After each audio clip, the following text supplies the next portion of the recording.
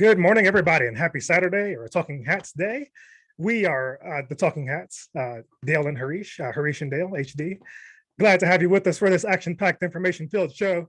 So much going on in the entertainment and sports world this week, but all the entertainment stuff aside, we're going to stick to sports here. I'm not going to get into that Oscar stuff. I don't really have an opinion on it. I don't know if you do, but a lot of memes. That's all I have to say. A lot of memes, and it's yeah, it's out of my realm. I'm not an entertainment reporter. All I have to say is this, right? It was funny. The memes were funny. The whole interaction was funny, but we'll just leave it at that. Yep. And that'll be the period right there. Yeah. I know everybody else is talking about it, but yeah, I'll let y'all talk about it. We're going to stick to sports. Like I said, I'm going to give a quick shout out here to Naomi Osaka, who's playing in the finals of the Miami Open today. I think that might be going on right now, as a matter of fact. So maybe we'll have a result by the end of the show, but I'm just happy to see her. She's been pretty upbeat all tournament, and I'm happy to see that from her. Hope she's getting the right guidance there, and hope that sticks around, the positivity and all that. So, we have a long list of topics to get into this week. We've got we're going to touch on some Tiger. We're going to get into the Bruce Arians crap, the NFL OT rule, Alex Smith and his comments about the Commanders. We're going to get into the Commanders and their draft needs, Broncos draft needs. What else? We're going to touch on the Wizards briefly. Yeah. I mean, at least we'll touch on the Wizards, and we'll just maybe give them like a 5 minute, 5 to 10, just to, I mean, yeah. They're still my team. I still love them. Nobody else does, but they're still our team. Yeah, they're still our team. We can touch on the Caps, the Avs, and then wherever else the show leads us, and then wrap things up for this Saturday. But let's go ahead and kick things off. Harish, get us started. I gotta say, Tiger coming to the Masters is like Michael Jordan coming back to the Bulls on his second run. Yes, sir. I mean, to me, so I'll put it this way: I never started really watching golf until Tiger actually came and started playing golf. It was a fun, for me, it was a fun pastime. You go there, you hit some balls, you have a good time. But when Tiger started playing, he brought a different demeanor to the game, and he brought a different kind of set of fans. And that kind of translated into bringing more fans into the sport, which is still growing. I mean, golf is growing all over the world now. I mean, beforehand, I don't think it was that much growth at that time. And after Tiger came, it blew up. And I'm so happy of him coming back onto the show. I mean, sorry, not to the show. Maybe one day we can have him on the show. Yeah, we'll have our day. We'll have our day. But him coming back into it, it will have more viewers now, I think, than beforehand. I think golf. I think this Masters is going to break all the records, all of them, and I think Tiger's going to win the Masters. I honestly think he'll win, because when MJ came back, he won a ring. So why can't Tiger? Yeah, and being the Tiger lover that I am, I hope you're right about that. But like you said, this to me is about as big as when Jordan came back out of retirement. Tiger hadn't retired, but he could have lost his leg. Like that was a legit concern at one point after the accident. So to see him come back about 18 months later, and he hasn't confirmed that he's going to play yet. But I mean, he went to Augusta this past week and played a practice round. All signs are pointing to the fact that he's going to be there. And Eric Bickel from the Junkies has confirmed it. So that's my source. I'm going to go ahead and stick to that. I'm just holding out hope that he's going to be there. Either way, of course, I'll be watching the Masters, but it'll have that, NBA Finals type of atmosphere if Tiger's out there playing. All eyes will be on it. It will be must-see TV. The Masters is anyway, but it'll definitely must-see TV with Tiger out there. It's huge. To me, it was topic A this week, just the speculation that he might play. It's that important. And like you said, go ahead. No, I was saying, do you feel that the pressure might get to him? Because he hasn't played in a while. So, I mean, him coming to the Masters, you think he'll just be pressure's not going to get to the GOAT. He's the greatest of all time. He's not, nerves affect the younger players, but he's 45, 46 now. Those days are well behind him. To him, it's golf. Especially when you hit fatherhood and all that, it puts things in perspective about it. It's just, I'm out there having fun. I've got serious stuff when I go home. I got kids to worry about. So golf is just a game. He's the greatest at it ever. So I'm not gonna say I love him, but I'm not gonna say he's gonna go out there and win it. I really just want him to he makes the cut. That's good enough for me. But his last Masters finished in 2020, the November one. They got pushed because of COVID. He went out there. He struck. He on the 12th hole in the final round. He hit it. It's the par three. He went out there and hit a 10. Uh, that's terrible. But clearly angry and frustrated. After that, he went out and birdied 5 of his last 6 holes to finish 1 under for the tournament, which was that showed, how much. First of all, how much he has a mastery of the course. He's won it 5 times, I believe. Yeah.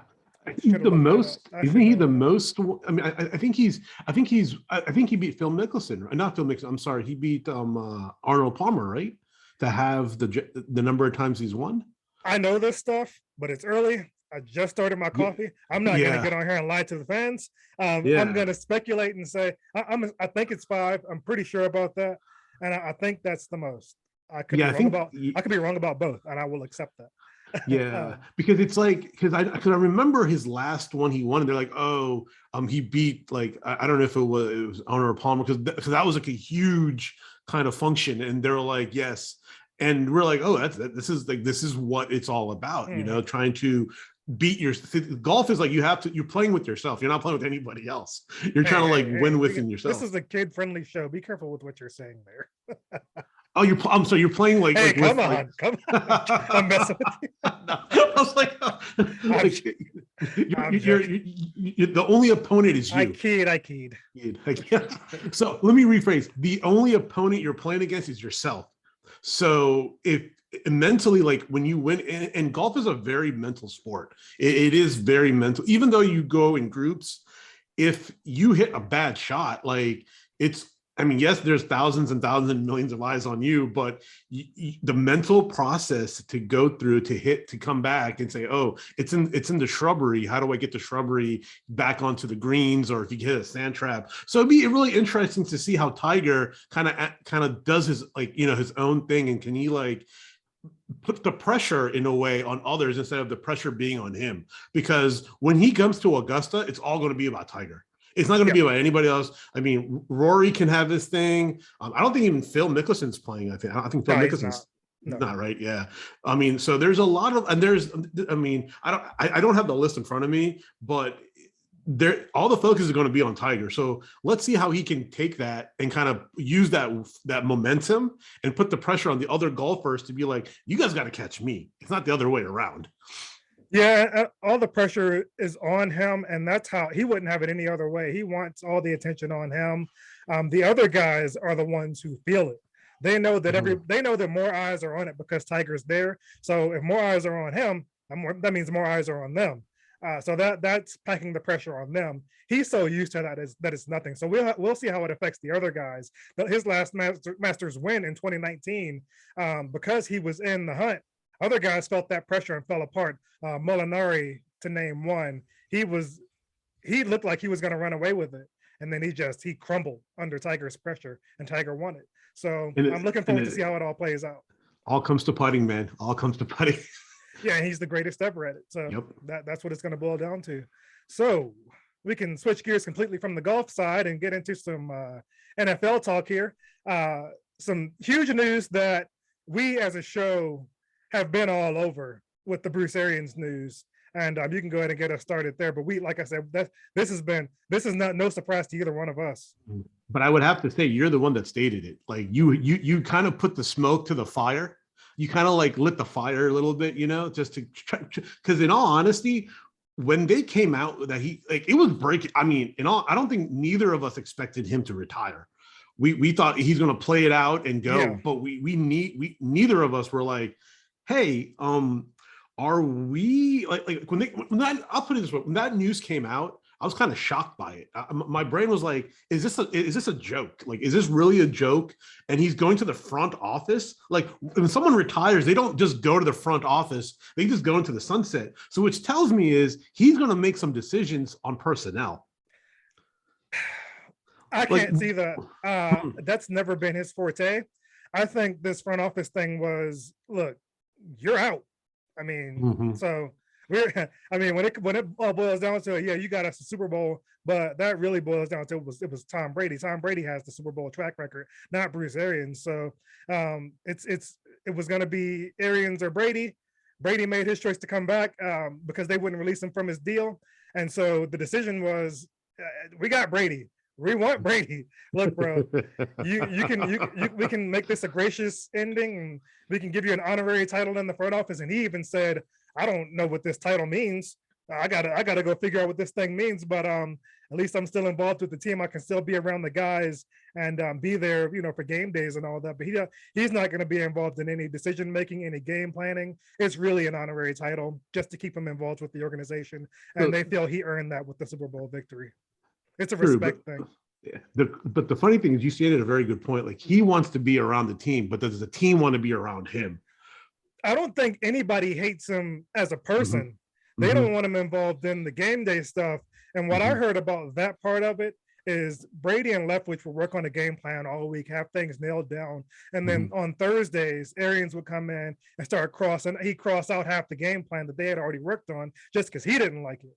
And those things rubbed Tom Brady the wrong way. The comments he would make in the media about Brady are what tipped me off to the fact that I don't think Brady liked him. Like, I didn't hear anything on any sports shows about their relationship. It was me reading body language, how he spoke about Brady, how Brady reacted to the way he spoke about him. That's why I was like, this is, the chemistry is not there for them to. Brady doesn't like that criticism in the media. You can come to his face like Belichick used to do and give it to him all day long. When you're putting that stuff out there in the media, Brady is not about that. And he hated that. And that's why he retired. He didn't want to be under that anymore.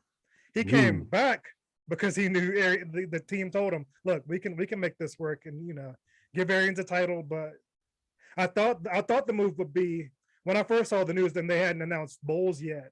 I thought it was going to be Leftwich because I know they have a good relationship. But Bowles is a guy who's definitely earned another shot. Leftwich has earned his shot too, and he'll get it next season.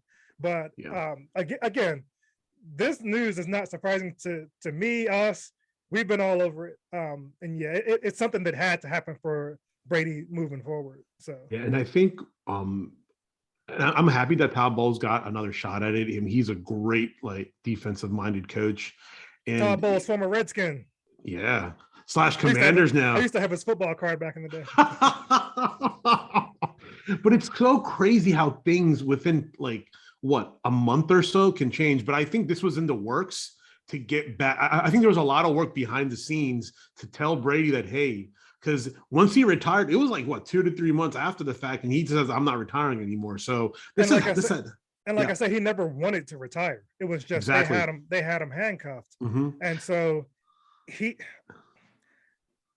coming back and this happening was no coincidence. This was already decided before he came back. If you saw, he was at a soccer game, a football match overseas. He was talking to Ronaldo, and Ronaldo was asking him, "Are you done, man? So you really done?" And he was like, "That was." And then the announcement was made, I think, that day. That was because everything hadn't been officially nailed down with what was going to happen with Arians, but it was already in talks. This was already underway. I know what I see. I've got a keen eye for this stuff. And I have to say, great call, because the show called it, and people, and after it was like a firestorm, and everybody picked it up and was running with it, and you get little birdies tweeting, oh, is it or chirping, I would say, hey, is there a rift between Brady and Arians, and is Arians is going to go out, or what is he going to do? I just have to say, we kind of lit the storm on it. We were the tip of the spear. Yep, we were the tip of the spear. That's right. We were the forefront. So darn right. I think we should get a little bit of credit for that, a little bit, just a tad bit. I think we deserve a couple of subscribers for that, at least some more follows, some more views. So spread the word. But to wrap up this topic and put a bow on it. Like I said, I think Leftwich will get his chance, and Carolina's going to be a job that's open next year. Maybe he can go right up the road there and take over that one. That'd be cool to see. But as far as placating to players and their wants and needs, I'm not usually for that. I think if you want to run a tight and strong ship, you got to kind of have a strong leader in place. But I would only bend this sort of way for somebody of Brady's caliber, because the results speak for themselves. He's dang near 60 years old and still getting it done. So I'll bend for him. I make these kind of moves only for him. So if other guys are getting in, Aaron Rodgers, if you're getting it in your head, you want to start picking coaches and all that. Get it out your head. You haven't earned that. Nobody else in the league has earned that. Brady has, and I'm glad to see that they've done it for him. Yep. And they'll get the results they desire for it. He gets it done. And there's only one Brady. Like only if he, and as we always said, with that caliber of talent and rings that he has, you do whatever you can to keep him, because you don't win a Super Bowl ring often. People, that's everybody's goal, is to win a Super Bowl. Even people who don't play win a Super Bowl, and they talk about it for years.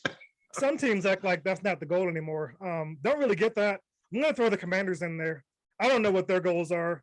Nothing is clear, but we can get into them later. We can switch before we switch into we've got a couple of more NFL topics before we get into the NFL rule. I want to address the elephant in the room.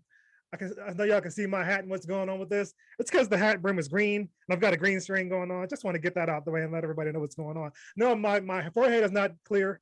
It's the hat. So yeah, but switching, we're gonna touch on Tyreek Hill and Antonio Brown here. Go ahead and get us started on those. Yeah, so Tyree Hill, that trade to the Miami Dolphins, I believe, is going to maybe ruin his productivity and maybe his career if the Miami Dolphins don't get a quality quarterback. Tua's good, but he ain't no Patrick Mahomes. So you don't like Teddy Two Gloves either? I do, but I don't think he can throw it like just because Mahomes just slings it, right? He just and I have to say this: if they do what they have to do, I think Tyreek Hill is going to be more of a slot receiver than a wideout, because he's going to run all these crazy routes, go down the field like 30, 40 yards. If the ball don't get to him, he's just wasting his energy. It's just lost energy. So I don't know how they're going to handle that situation, in all honesty. I mean, it's just sad to see a caliber player like that go to a team where he fits great. He fits great in that offense. It's just that, how are they going to get him the ball? I mean, maybe that's a good problem to have, only if you have that quarterback that can get him the ball. I don't think neither of those two quarterbacks can get him the ball in the fashion that Mahomes did. So it'll be an interesting season for Miami to see how they utilize him, but I don't think he's going to have his stats that he did with the Chiefs. That's just, I mean, that's just my prediction.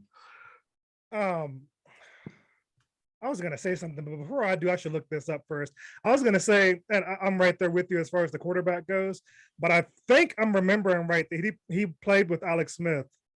Is that right? He did play because Mahomes came. I mean, because Mahomes was behind him. He played, I think, Alex Smith for 2 years. Let's see. Let me confirm this before I put that out there. He was drafted in 2016, so he played a year with Alex Smith. Yeah. Okay. And from what I remember, I think he did well that season. So it might not be, Tua being the quarterback might not be an issue, but you know, it's hard to expect that same kind of production out of from Tua. I'm not really sure what to expect. I'm not even positive that Tua is going to be the starter there. I'm not saying that Teddy Bridgewater is good enough to beat anybody out. It's just, is Tua good enough to win the job? You know, has the decision already been made that there is no competition? I'm not sure of the inner workings of all of that. I don't know what McDaniel's plan is there. I know they're going to be run heavy, which begs the question, why would you spend so much money on a receiver? Maybe it is so teams can't stack the box against the run game. And I'm sure that's the thinking behind it. And that makes complete sense. Even if you're not throwing him the ball, you got to respect him as a defense. You can't stack the box against the run with a guy like Tyreek Hill over there, whether Tua can get it to him or not. You got to respect that. So that move and that money makes sense from that aspect. You know, they're going to be a run heavy team, and you don't want that safety up there. And you can't have that safety up there with Tua over there. So that's that. Antonio Brown, I mean, he's just like, to switch the thing, is he's saying all this noise about certain things, and I just think he just needs to hush. You did your thing, like, you know, you made your money. I know it's some things you did not like, and we respect, but just go off into the sunset and fight another battle, man. Like, just come back strong. Hope you get, you know, it's funny outtakes. I mean, it's great to talk about, but I just feel that he needs to just people have helped him along the way to get to where he's at. Because if he didn't have the quarterbacks that he's played with, there would be no Antonio Brown. But, here nor there, I don't like to speculate on what he says because it's his own view. So no one else is kind of refuting it. But there may be some truth to it. That's all I'm saying. There may be some truth, but who knows? I mean, pulling that antic in Tampa Bay when he just threw everything and just walked off. Yes, what he did, the way he did it was incorrect, but there's many venues to kind of not do what he did. But I don't know. I just hope that there's somebody can come pull him to the side, like, hey man, maybe you need to calm down a little bit because no one's really talking about him. So it's almost like he's like a me guy. And he just wants the attention, but no one's giving it to him. So he has to, I don't know if he's making up things or he's just stating stuff that you shouldn't talk about. Who knows? Who knows? Yeah, as far as what happened down there in Tampa, I gave my opinion on that on another show. I think I said I probably would have done the same thing if my coach had come to me the way Arians did. And I wonder if the whole Brady thing has something to do with that too, because Brady liked Antonio Brown. And that might have been another strike against Arians, just the way he handled the whole Antonio Brown thing. And it'd be hilarious if Antonio Brown somehow ended up back down there now that Arians is out. We'll see. The one thing that I'm against him on is the whole ankle surgery thing. He's saying that he's not going to get surgery unless the team picks him up. If I'm a team, I'm not touching him knowing he's put it out there that he needs surgery. I'm not touching him knowing that he needs a surgery that he refuses to get unless somebody picks him up. Get the surgery, show you're healthy, and then I'll show some interest. But what he's saying about how he should still also be a top paid receiver in the game, that's why he's in the news this week. It's the ankle surgery thing, and that he's saying that he's seeing the money that guys are getting, and he thinks that he should be there too. From his play on the field, strictly speaking, it's hard to argue that even at his age, he's still an elite receiver at his age. But you got his hot-headedness plays into it. Nobody's going to pay him what he feels he deserves or what he might even deserve because of the stuff the baggage that comes with him. And I like him, and even as a person who likes him, if I'm a team, I can't consider that kind of money for him. And look what he did to the Raiders. I mean, left them hung out to dry. He's too big of a risk to consider that kind of contract. And then with the injury too, I wouldn't even consider signing him until he gets that taken care of. So a fan, but I can't. Yeah, it's a risk. It's a huge risk. And if you want to gamble, I mean, by all means, I mean, as you said, the talent speaks for itself. I mean, he is a great receiver in the league. It's just that, do you want to deal with his off the field and on field antics to put up with? I mean, Pittsburgh did it. I mean, the blueprint's in Pittsburgh. So if you want to call Mike Tomlin and ask him what he did, by all means, go for it. Because he played. Yeah. I mean, he was under. I mean, they must have something on. They probably blueprinted it. Like, hey, you know what? We respect you. Do your thing, and then if you want to do something, come to us. We'll let you know if it's good or not. Yeah, and what they did was they gave him the ball a lot, and that's how you keep him happy. He was the unquestioned number one there, and that kept him happy. So. Right. But yeah, next up, we've got the NFL OT rule. Mm-hmm. What do you think? I think it's a great decision. It should have been made a while ago. I mean, because if you look at it, it gives you an unfair advantage. If you score first, you're done, and then the other team's like, we didn't even get the ball. Like, how can we even touchdown first? Yeah, touchdown first. I mean, it needs to change because it's a proven thing. Like, if you're going to change these things, you have to look at competition. How are you going to drive competition? How are you going to get viewership? How are you going to get all these other things? And if it's a one and done thing, it's almost like you're not respecting the other team can do it. And yes, people can have their opinions and saying, well, your feelings can't, dictate rules. But if you're not in that position, it's really difficult to kind of comment on something, because back in the old days, like football, you knew if you scored, you won. So everybody was in the even playing field. And when they start tweaking the rules, you don't know what the outcomes are. Now they're saying, okay, this is not fair. It's not an even playing field now. Now, if the other team doesn't get the ball and score, they don't win. That's fair. So it's almost like they're catering to how to make it an even playing field. So Marcus Spears, I have to disagree with you on that, is because emotions do play a factor in it, but if you're not on the receiving end of that loss, like the Buffalo Bills, it's very difficult to comment on something like that. Because if I was the Buffalo Bills, like, why can't we get the ball? We have Josh Allen, one of the, like, I mean, we shouldn't have been in that position, but we needed another chance to score. And if I was on that team, I'd be like, why can't we get the ball back and we can prove? And if you stop us, perfectly fine. We lost it. That's on us. But you don't get that opportunity. So I'm static. I'm stoked about that for the playoffs only. I'm very stoked about the playoffs only because I don't think the regular season. I think it's the same OT Rose first touchdown wins. I think they change it in the playoffs. So, and that's gonna. And I think that mindset has to kind of like. And I think the team owners and the GM needs to communicate that with the players. Like, hey guys, like this is only for playoffs, not for the regular season. No, that is the rule. And I love it too. And I love the way it's implemented with it only being a playoff rule. The rule is each team is guaranteed a possession. If the game remains tied, then it goes to sudden death. So how that factors into play is if the first team scores a touchdown, the other team, the second team gets the ball, and then they also score a touchdown, they've got a decision to make there as to whether or not they want to kick an extra point or go for two. They can go for two and end the game right there. It's highly risky, but it's one play for everything, as opposed to giving the other team the ball back and having to rely on the defense to get a stop. So you've got that gamesmanship coming into play too. So that'll be fun to watch to see how that all plays out. And what this all came down to was the NFL looked at the stats on it. And the new rule, it still remained about 50-50 in the regular season. If you score first, whether or not you won the game with the field goal, it was still about 50-50. And the playoffs is where it came down to, I think the record was 10-2. The team that got the ball first won the game 10 out of 12 times.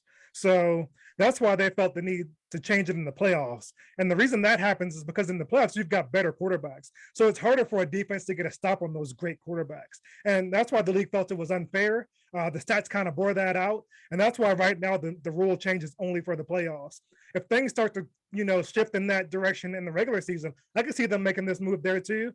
There's going to be a delay on that up front because they don't want to extend regular season games. That falls under the health and safety considerations for the players. So they don't want to get any reason to extend regular season games. And I'm all for it. I don't want to see longer regular season games. I'd be for a sudden death in the regular season. Get a stop. Yeah. If you don't, or be good enough that you don't let it go to overtime. So, those are things in the regular season. Yeah. I don't want that change ever in the regular season, but playoffs, I think it makes sense. And from an entertainment aspect, you want to see Josh Allen get the ball back there in that playoff game. So I love it for that. I love the rule change and the way they did it and how it's implemented playoffs only. Yeah. That man. And you want to go into lovely Alex Smith's comment on the Rich Eisen show? Yeah. You mind if I get it started off there? You go for it. Go for it. So, I saw his comments. What he said is not breaking news. Everybody knows that the Washington Commanders organization is a disaster. He didn't say anything that anybody didn't know, no insider information or anything like that. But to me, if he really cared about the dysfunction there, he could have spoken out while he was playing, especially towards the end when they knew that they didn't want him on the roster anymore. They didn't want him. He felt that they made it clear to him that they didn't want him. At the end, when he was starting, it was only out because he was the last guy standing and barely standing. So he could have spoken up then about the dysfunction and maybe even made a change because he was still there. He could have done something about it, being a guy still involved with the organization. Now, being on the outside talking trash, to me, it just looks like sour grapes. A guy who, was shown the door because he couldn't do it anymore. And now he's bitter. And now he's out there talking trash about the team. That hurts his credibility in some aspect because he could have said these things while he was there, especially because he was on the outs while he was there. Being a player involved with the team, you don't want to be somebody talking trash about the team, but he was already on the outs. He knew it and everybody else knew it. So he could have let this stuff out there then. And like I said, been a harbinger for change while he was there. I don't want to hear this stuff from guys who aren't there anymore. It's not, like I said, it's not breaking news. So whatever. He and another reason why he's doing this, he's trying to get into some media because he can't do anything else. Nobody, I don't think, has reached to him about coaching. So he wants to do something. So the way Ryan Clark got involved in the media, he started talking trash about the Steelers and all that. He's still doing that stuff now, and he's in the media. Alex Smith, he's not talking trash about anybody else. He's not talking trash about the Niners or Chiefs. He could talk trash about the Niners. They didn't handle him well, but he's only talking about the Commanders. He wants to be in the media, and that's what this is really all about. So leave my team alone. Very well said, because I was on the cusp of this, right? I was like, why did it take you this long to say something, right? Like you could have said it like 6 months ago. You could have said it a year ago. We all know that team is very dysfunctional. You're not saying anything new to us. And that's not a scorching hot take. No. That's an accepted fact. Yes. And he was like, would Carson Wentz maybe, did it affect your play? He's like, yes. So I'm thinking to myself, so let's say you work for an organization, you know everything is bad, but you have to, as a superior athlete, you should be able to block that out. You should be able to block that out and play your game. Is it a distraction? Of course. But you knew coming into the Washington team that those are the comes there knows what the deal is. You know what you're getting into. So to me, I think Carson Wentz, like warning him about this dysfunction, I don't think Carson Wentz cares, because Carson Wentz is himself as a distraction. So yeah. Right. So I mean, I may be in the minority, or because or not in the minority, but I feel that with Carson Wentz, he knows what to focus his stuff on, because this is his proving year to prove to the people and all of his critics that he can still be a top 10 quarterback in the league. Others are saying he can be top 5. No, he's not there. Top 10, maybe, but he has to prove to his critics that he can come to a dysfunctional organization and win in a dysfunctional organization. The hot take is that Snyder is getting pressure from Congress because of his dealings. There's like reports going around about his financial stuff. Fine. 2 sets of books. Right. See, he has shown himself to be kind of untouchable, but if it's true that he was keeping 2 sets of books, that is something that you don't recover from. Okay, because that's screwing around with your taxes. You know, in NFL teams, they get all sorts of breaks on that too. But what that's really screwing is the players and the collective bargaining agreement and all that, because they have to present their books, and then they get to take a haircut of $1 billion off the top of their books, and then the rest is split, whatever that percentage is. So if he's putting out 2 sets of books, he's really screwing guys around, and then that's something that he would be voted out for. So the fact that he's been untouchable, I don't know how that'll all play out. We'll have to see. I don't expect anything. Nothing has happened to this dude. So I'll put it this way. I hope it's not true, because, I mean, part of me is like, you hope it's not, but do you think it is? Oh, I think it is. There's no way, dude. I mean, people talk about his yacht like it's like the second coming of Jesus. Like, his yacht apparently is super. No one has seen it. No one has really. There's no pictures of it. There's nothing, but people, when they speak about it, they're like, dude, it's massive. So I know when Washington they used to be a very hot selling team. They used to make money even though they were losing. But over the years, they still make money. The TV deals, I mean, that's what it's all about. They still make money. Yep, true. And what's the crazy thing is, I hope it's not true, because then it puts another black mark on the team, which is significant, which is really significant. You don't want any more. I mean, ranging from the sexual harassment charges to this, like, it's like, what else can this team go through and survive with? And I think if that's true, he has to be gone, and new ownership has to come. Some new owner who respects the city and the team needs to come in and to kind of change everything. I mean, yes, you can talk about change, but if it's not done or done properly, ain't no change. Ain't no change. Yeah, as an organization, I couldn't think less of them. I don't think there is any organization in the history of anything, sports, business, anything else that could be worse than them. I don't think that you could set a worse example for how to run or be a business or organization than what they put out there. I don't think you can be any worse of a person than Daniel Snyder.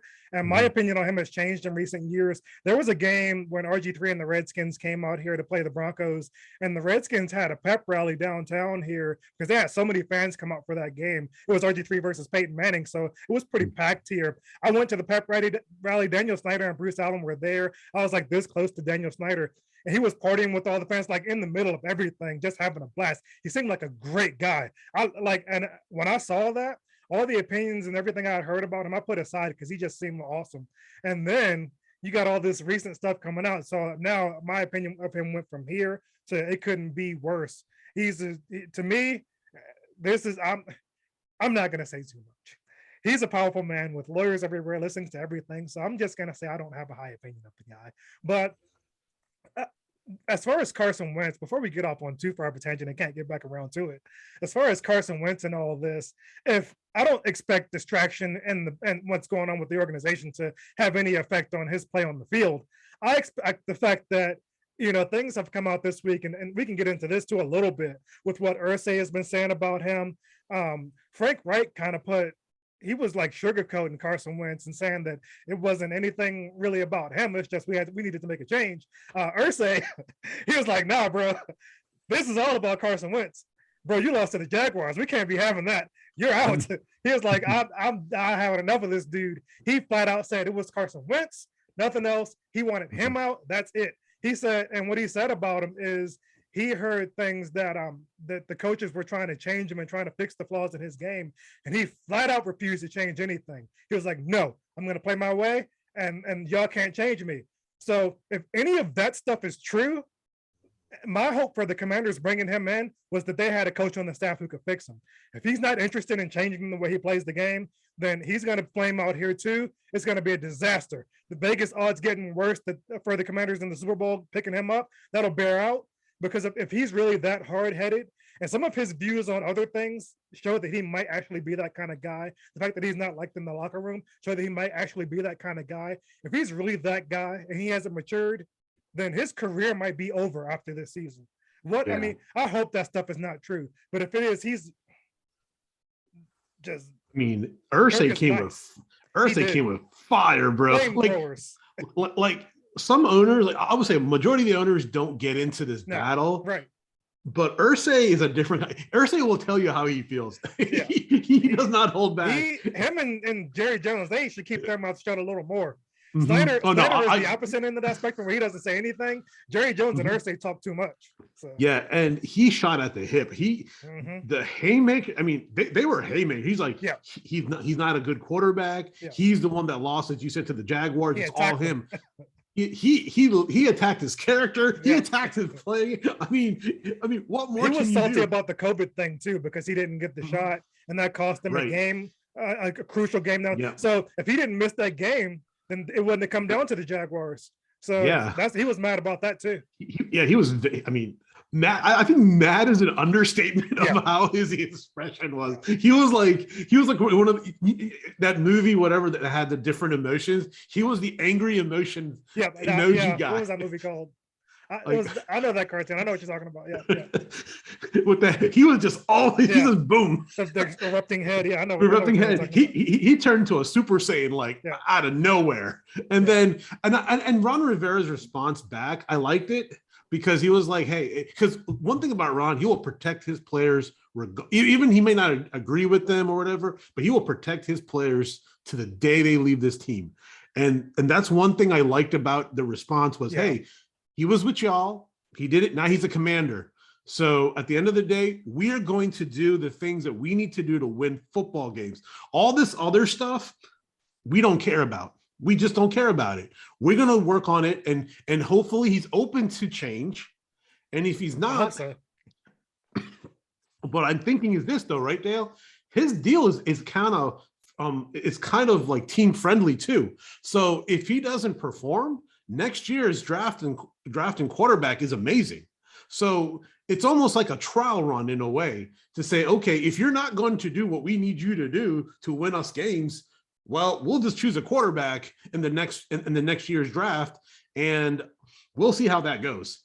And now Carson Wentz is now playing for his contract. This is actually a contract year for him. If you look at it, it is. Yeah, it is. Yeah. So if he can put his, I will say, stubbornness aside and kind of open up to change, Scott, I'll even use a paraphrase Frank Reich's words. The sky is the limit for him. He can be top 5. So I'm just like, maybe not top 5, but he can become like, they can put him into that conversation with those top individuals if he fixes his flaws, because those are major flaws. I mean, people don't talk about it, but those are pretty like significant. And if he can correct it, I mean, because that's why I was on the fence, because when Matty Ice, because you even hit this on the nail, like people should come to Washington. People don't want to come here. People do not want to come here because of the dysfunctionality of all, and I also think because of Dan Snyder, because I don't think Dan Snyder has a very well. He is the dysfunction. Yeah, and I don't think he has a well reputed around, because I'll put it this way: players are split on Dan Snyder. Some players love him and some players hate him. So I know RG3 loves him and still loves him. Yeah, I mean, because he took care of RG3, he took care of his family. So it's almost like he only does it for the superstars, but he doesn't do it for the others. So there's I honestly think that he would be that way towards any player that interacted with him. RG3 came in and that was his guy. RG3 loved him from the start, and that's how they developed that relationship. I think he'd be that way with anybody because not many people like him. He doesn't. I thought he was likable when I was close to him, but apparently I'm wrong. With the whole you can't look him in the eye in the hallway in the building and all that stuff, that's not somebody who's likable. So if players come in and warm up to him, I can see him being that way with really any player who liked him. What's really frustrating is, and maybe we can move on if your thing is, that when you run an organization for 20 years, it's 20 years now, right? About 20 plus. He took over 99. It's 20. 99. Years. Yeah, 23 years. That's a long time without going to the playoffs. Like actually building a winning team, going consistently. They've only been to the playoffs maybe a handful of times, maybe 2 or 3 times, if that. If he was a CEO, he would have been gone a long time ago, because the board would have voted him out. See, owners don't want to be in a rush to vote guys out because they know that they could be next. So that's why that stuff doesn't really happen. And even when Donald Sterling got forced out in the NBA, that wasn't an owner's vote thing. That was a commissioner saying, you're out. And they didn't give him a choice. Like the commissioner didn't give him a choice, and the other owners didn't object, but they didn't vote him out. Nobody wanted to be that guy to stand up for Donald Sterling. So that's why that's just kind of something that happened. But that's not something you see where owners get forced out like that, because everybody knows that nobody's squeaky clean. Like Allen Iverson said, ain't nobody squeaky clean. Everybody knows that everybody's got some dirt. So nobody wants to be next. That's why nobody's going to be first to be the one to vote somebody out. Yep. 100% agree. But we're not gonna stray too far from the Commanders here, because we're gonna get into their draft needs here. They've got pick 11. I think you know where I stand on it. I want to see if you've nailed down where you think they should go with this. So I'm kind of torn by this, right? So people have been talking about like Derek Stingley Jr., the LSU cornerback, that they need to pick him at a number 11 because he's one in a million talent that can't come around. It's like a generational talent. And then there's people talks about, hey, we should get the Ohio State wide receiver Michael Olivier. But there's been new Chris Olave. Sorry, not Michael. Have you Chris heard Olave. Who is his comp? Have you heard that? Who is his what? Comp, his NFL comp, his comparison. Have you heard who it is? No. Oh, Terry McLaurin. Really? Because I heard on one other thing they're like comparing him to like Tyler Lockett and all of like I think some other receivers, but I saw this week that his closest comparison is Terry McLaurin, and if that's the case, yeah. But people, one of the Ohio State reps, I don't know if they were saying that they will go sooner than number 11. I think that's what they're saying, but if he drops to 11, I don't know if Derek Stingley Jr. I mean, I don't know if he was the one that got injured and he hasn't played since. Like, I don't know what his injury status For is. some reason, that sounds right. I don't even know anything about him really, but that sounds right. I think I heard that. Yeah.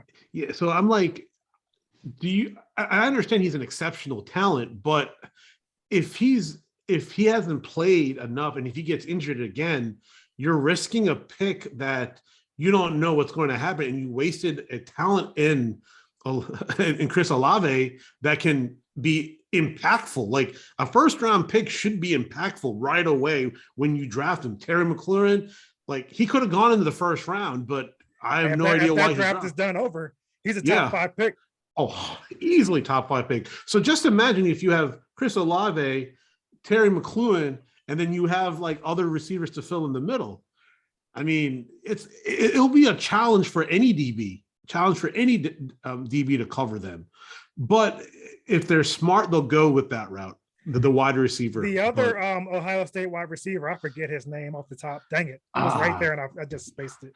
Yeah, but it was funny because his NFL comp was Eddie Royal. I saw that last night, as a matter of fact. I saw that. I thought that was pretty cool, and that was due to his route running and the fact that people think he can come right in and make an impact right away, like Eddie did. So that was pretty cool to see that comparison.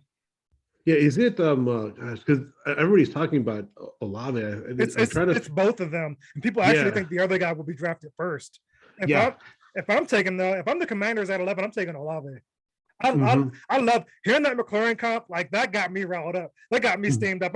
I want to see them two on the field together. That'd be cool to see. So when they were talking about his route running, I was comparing him to like Cooper Kupp. Cooper Kupp runs precise routes. Yeah. Like, he runs precise routes, but he's not big enough to take the hits like Cooper. But his route running is so precise that if you don't cover, because he knows exactly, because the thing on him is people were saying that he knows exactly what to do. And thanks to Terry McLaurin, because Terry McLaurin like kind of mentored him when he was there. And then Samuels, who's on the Commanders now, mentored Terry McLaurin. So there's like a mentorship thing that goes along with these receivers from Ohio State. So if Olave does come, I mean, if they draft Olave, I mean, dude, as you said, like, if he's compared to Terry McLaurin, his route running is so precise, he knows what to do when a defender's on him, defender's off of him. I mean, you have a 1-2 punch already. And they're talking about maybe in the later rounds to get like maybe a middle linebacker or even a safety, or more depth in that position at quarterback. Yeah, and they definitely have needs on the defense. But I've made it clear before that is not my primary concern, because you've got a coach who is defensive minded. You've got a Jack Del Rio who's a proven defensive coordinator. So with those minds, you don't need to worry so much about talent because you've got the coaching there. And it's a league geared towards offense.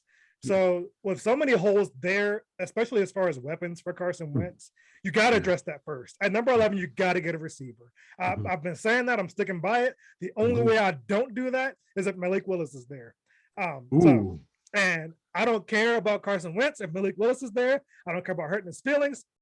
I don't expect him to be there. So this is just talk. But if by some chance, by some miracle, he's there, F Carson Wentz and his feelings, I'm taking him and I'm getting ready for the future. But I don't see that playing out. And as far as addressing quarterback, you said pick somebody up next year. I will use their last or second to last pick on just some random dude, just to have somebody in the building getting developed. Like, you never know. The Patriots did that with Brady. They didn't draft that dude expecting him to be the GOAT. They just wanted to have somebody in the building. So just get somebody in the building. Maybe he'll turn out to be a coach someday for the team. Just get him in there. You never know what you might get. So do that. Yeah. So I'm going to pick your brain on something. Since Denver already has a team, like, I that's our opinion, but you're correct. When they're called to draft in their position, who are they going to be drafting? Or are they going to be going defense? Are they going to go offense? Because they're pretty solid on both ends of the football. I mean, on both ends of on sides of the football team. So it's kind of hard for me to say, like, what is their specific need where they can kind of plug a hole. It's almost like, how can they get better? you know? to circle back a little bit and wrap up on the Commanders. The reason I will go receiver first, just to wrap that up real quick. They're probably gonna let McLaurin walk because he's gonna be so expensive. I can see them doing that just because they're. Don't say that. I hate it, but I can see it just because he's gonna, after these deals that have been handed out this offseason, he's gonna command a lot of money, and I can't see them paying it. So they're gonna need to draft his replacement right now, and I hate that. I hate it, but I can see it happening. But before you, yeah. So when Ron Rivera was at the combines, and there's a live feed, and when we posted it, I was like kind of like tweeting like on the live feed thingy, and then they were like, one of the people were like, I was like, we need to sign Terry right now. I'm like, yeah, like that's their priority need. And one of them was like, well, until they let Landon Collins go. And I was like, yeah, you're right, but I forgot to say they already let him go, so they have the money. But it's not going to come down to whether or not they have the money. It's going to come down to whether or not they want to invest that kind of money, in one player, B, in a receiver. I'm not sure how I feel about these deals that receivers are getting. I don't even know that I would pay quarterbacks that kind of money. For me, it's hard to pay one player that because injuries come into play. You've got all that invested in one player, and then he gets hurt, then what? So does a rookie deal come at a maximum or a minimum? I know they, during the collective bargaining agreement, they had like a pay scale. So it's almost like, can you sign them to like a medium contract, still sign your best player, and then from there kind of move on? Or is it just like you can't do that? You can't give them so much. You can't give that one superstar player that much money, is because you have to allocate to the draft, to your first round pick. No, there's nothing where you have to do a certain amount towards the draft, but if you want to be able to sign your picks, you better do that. So say you're up against the cap and then you draft 7 guys and you got to pay those guys. At that point, you got to start making some tough cuts to get enough under the cap that you're able to do it. They don't give them an extra amount to sign their draft picks. You got to fit that all under the same cap. So, like I said, with McLaurin, I hate to say that I'd go ahead and let him go. Maybe if you start struggling this season, maybe explore a trade so you get something. Yeah. And with the stuff I've heard about Wentz this week, I wouldn't be surprised if they start off struggling. So, are you going to feel comfortable giving Terry McLaurin a 4-year, $150 million deal? That's a huge pill to swallow. For a receiver, he's one guy. He might touch the ball 5-6 times a game.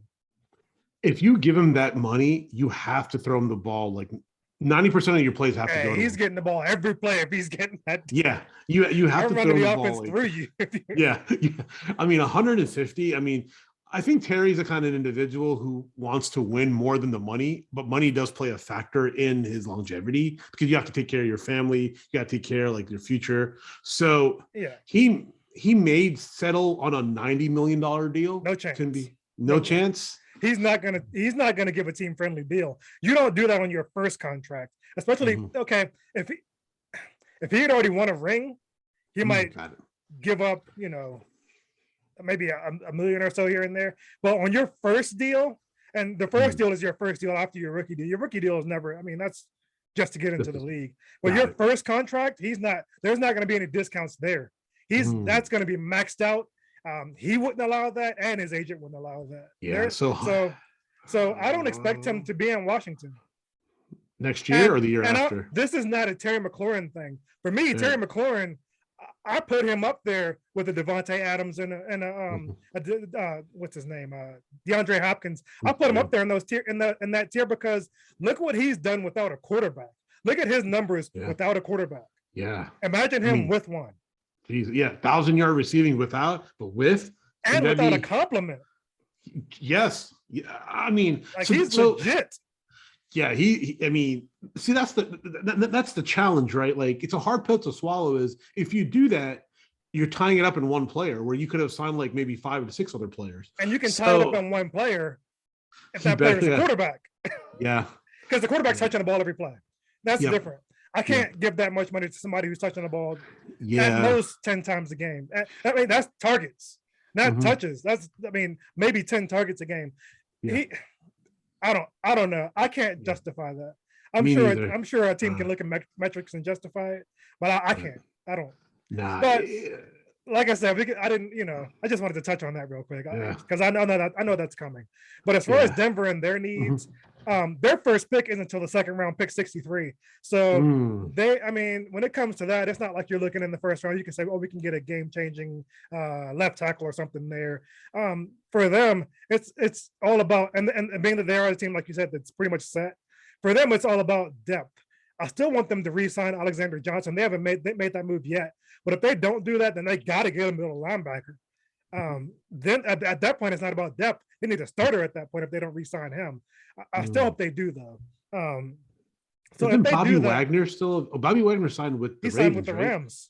The Rams. Oh, that's right. Dang it. 5-year, $50 million deal with the ceiling of $65 million that he negotiated himself. I think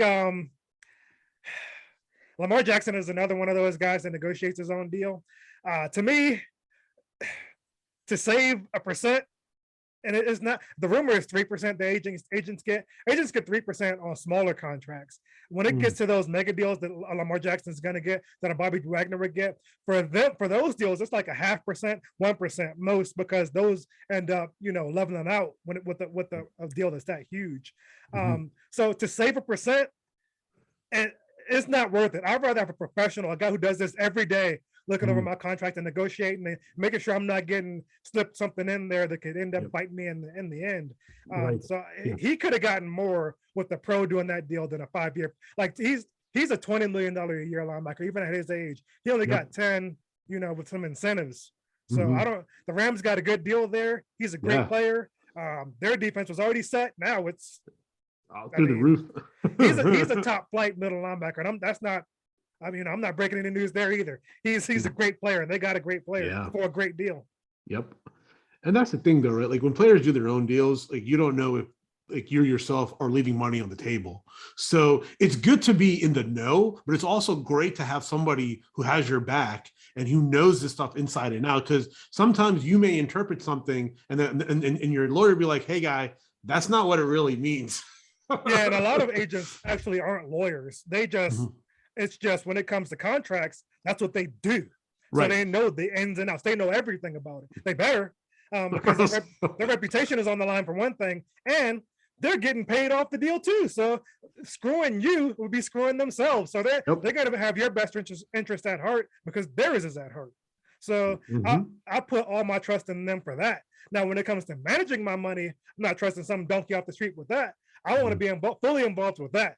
But with negotiating the deal, man, I'm not for players representing themselves unless you like go to school for it, and then it becomes your thing too. And players don't do that.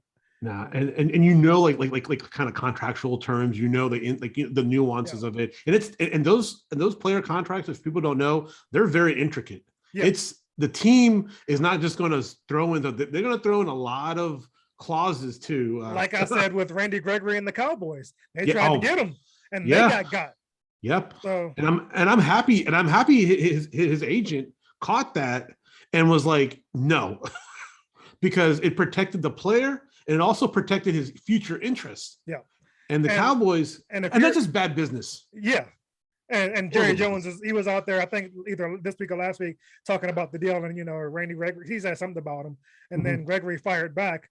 So if you're a player that you're negotiating your own deals, it means you're trusting the team, and you should never trust a team. Never. Because at the end of the day, you're putting your body on the line for them. It is you, not the team. It's you. So at the end of the day, you have to protect yourself, your family, and your future, because you want to make as much money as you can and right off into the sunset. And hopefully you didn't have any severe injuries or anything to have that, and you can enjoy your life and enjoy the money that you made, not just and not just think back like, man, I could have gotten this much more or this percent more. Yeah, and this all, like I said, the show can go anywhere. We'll see where it takes us always. But we started this off talking about Denver and their draft needs. But like I said, all they need really is depth, unless they don't sign Alexander Johnson. If they don't do that, then their first pick has to go to linebacker. Then after that, you just got to load up. I'll go offensive line next, maybe get some safety depth, but they've got great safeties too. I mean, fired up. I want to see what my Broncos are going to do. The town is still buzzing too from Russell Wilson, and the team is posting stuff on social media. Like yesterday, they posted Russell Wilson in his jersey saying, "This is not April Fools," because it's still people are still that's still sinking in the fact that we have Russell Wilson. So yeah, man, the town is still buzzing. We got a lot of success in town with the Nuggets and the Abs and all this. It's just I hope you can know this feeling someday with the crap with the Commanders. You were hating on their draft tattoo. I saw that tweet. Oh God! Seriously? See, now that's not them though. That's who Fanatics does the team. That's every team has those ugly hats. Yeah. So I'm not. You can't. This is one thing you can't pin on them. I know. That's what I said. I was like, did all the money go into rebranding, but didn't go into anything to like help out? See, this is the kind of thing that they have to put their foot down, right? Like. They have to, I mean, does the Fanatics have to get right off to say this is good to go? They can't just create their own, right? I'm sure they do, and they probably did. With draft hats, when it comes to those are something that the teams in the league they want something that's gonna pop on the screen when the player gets drafted. So that gaudy hat, when a guy is taking that and putting it on, that thing is gonna pop. There's so much going on. It's so busy a design that you're gonna notice that. When the guy puts that on for the first time when he's drafted. So that's the goal behind that. That's why it's not something I'd buy or wear, but it's going to pop on TV. So, and they'll sell them. People will buy those. People will buy them. But I was putting, I was like you rebranded it called the Commanders, right? So I would have had that like bolded, like how we have our hats. We are the Commanders. Yeah, we are the Commanders, and have like Washington on the brim. And they have DMV right here. So it's almost like when you flip the hat up, you have DMV Washington, you put it on, you're like, I'm a commander. Like those certain kind of like artistic kind of thing, like be different. Like don't go with the same mold. Like going with the same mold didn't get you anywhere. You rebranded and you want to make people want to come and buy even the most dumbest of the dumbest things, even if it doesn't look thing. But the only defense I have for them is I don't think they had any input as far as I think once Fanatics had the design and every team's hat is like that. They're all the same. So I don't think any team had any specific input as to what would go on, with that crap on the front and then DML. I don't think they had that kind of input. So it's just so wild that like when I think it was EV who put it up, I'm like, yeah, bro. I don't. Yeah, there's a lot going on that hat. But. Yeah, I mean, if it's like capturing attention, cool, But for me, when you're zooming in on a player, all you see is Washington. You don't even see the name, and that's a very bad branding aspect of, or even marketing. I thought the Commanders was the big part. Let's see. So it was. I don't remember it. So what had happened is you're absolutely right. It had the Commanders in block text, but it had Washington right across it. So it kind of takes away from the Commanders. It just goes to a very squiggly line which you can't even read. I'll pull it up here and screen share it so everybody can see what we're talking about. It's just we are the Commanders. Let's see. That's and I keep saying that because that's what Doug Williams said with the announcement. You're expecting some big and on the count of three, we are but he just we are the Commanders. That's it. And that's a great outing. If we can get a soundbite, oh man, that'd be awesome. The Junkies play that. That's why it's stuck in my head because they always say it. Yeah, we are the Commanders. Let's see. Okay, here we go. This is a big picture of it. And this angle is ugly too. That's not doing it any favors. Let me see. So you guys can see what we're talking about here. That's not it. You can see it? Yeah. Yeah, that's it. So this is no, I can't see. I see your photos of you and that's sharing me and my wife there with everybody. I'm not gonna edit that out either. Y'all can see, I said last show that we choose well, and y'all can see an example there. Me and Reef, we know how to pick them. That's is there like you see it, right? You see it? Yeah, is there different angles? Like if you scroll down? Yeah. There you go. That's the front view there. That's what I should be showing. Yeah, so if you look at that, right? Like, that's bro. It's like someone like if they just had the Commanders there and had Washington underneath it. That's like that's like somebody spent 10 minutes in one of those logo design sites, and this is what you spent. Like, you can't convince me that somebody was like, somebody focus group this or like really put like days into developing that design. That's pretty. Let me stop You it know? because that's not what I do for a living. They might have really put some time into that. I'll just No. say it's not for me. I'll You leave know it. what? It's like they I have the like Commanders this. on. I like that there. That's pretty sweet. Yeah, because we know how to market and we know how to brand. We take time to, let's say, what people want to see. It's like this, right? It's like you had everything nice. Your child comes who's like 2 to 3 and writes Washington right across it, and you're like, we can't do anything about it now. It's like, guys, we need something. We got 10 minutes. Let's get this thing. Guys, come on. And so yeah, let's hurry up. you end up with that, but it's not really what you wanted. Yeah, and that's what I always say is like they spent all this time rebranding, and then you want to make an impact, right? This is your first. Let's call it what it is. They're an expansion team with a new name, and you want to put, even though they have the history, they're not called the Redskins anymore. They're the Commanders. They're a whole new team, and you're starting a new era. You want to come with a bang. This doesn't come with a bang, even though if they're going to use that's fine. But I just felt that it didn't do the team justice. It did, because being an old head, you're being an old head. We love the old team and everything, but no, true, you're right. But yeah, as far as football stuff, like I think that's all we've got. We can go ahead and take a quick break here before we shift gears into the NBA, so we can get lined up on how we're going to end up the show. So we're going to take a quick break, and Talking Hats will be right back. We are back from the break here. We're going to run down some more topics and then wrap up the show for y'all this week. Starting us off, this should have been topic B for the show because it is really big news. The U.S. men's soccer team making it back to the World Cup here, and we've got their draw up here. I'm going to kick it over to Harish to run that down. He's even got the schedule up there, and this year's World Cup is going to take place in November due to the heat out there in Qatar or Qatar. You know, people pronounce it different ways. I like saying Qatar. I'll keep it at that. But we're going to run down that draw. We're starting off November 21st as opposed to those hot summers out there, and just to let y'all know the teams, and you can run down the schedule. The teams in Group B: England, Iran, USA, and the winner of the Wales, Ukraine, Scotland European playoff. So go ahead and run down that schedule for us, and then you can give us some predictions too.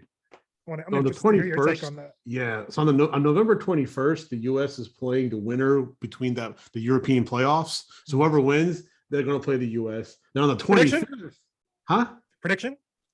So depends on who wins, though. That's the thing, though, right? Because who do you think will win? So Wales should win. Wales should win out. Yeah. Wales has a better team than both. With Gareth Bale leading Wales, it's hard, and that team is just. That should be. I mean, soccer, like football, like hockey, is one of those sports that you have dominant teams, but all it takes is one goal. So anything can happen. Yeah, and it's surprising that. I mean, they said that they're leading in the thing, so I don't know how their playoff is constructed. I don't know if they play like multiple games and then the winner between the aggregate. There's a lot of stuff I don't understand. So the winner between that will play the U.S. So I can't give a prediction because we don't know who's going to be playing in it. If it's Wales, yes, the U.S. has improved over the last couple of years, but I don't know if they have that firepower to beat Wales. I don't know. So, but I always say this though, and Dale will confirm, is anything can happen. All is one goal. So a little shift here and there, and the U.S. has a lot of talent too. Don't get me wrong. They have a ton of talent. It's just that can the coach can put that talent together, because World Cup pressure is different. It ain't it's a lot of talent for a U.S. team. I think this is probably the most talented team I think we've ever seen, and younger than usual too. Yes. Is Gio Reyna? Did he make the team? Let me see. I like him because his last name is Reyna. And also, he's the son of Claudio Reyna. Yeah. Mm-hmm. Yeah. So I think he did, because he played in those previous games. I think he was injured in one of them. I'm not sure. 19, man. Dude, he's a really good player too. Let's see. Is. Did he make it? I think the average age is like 22.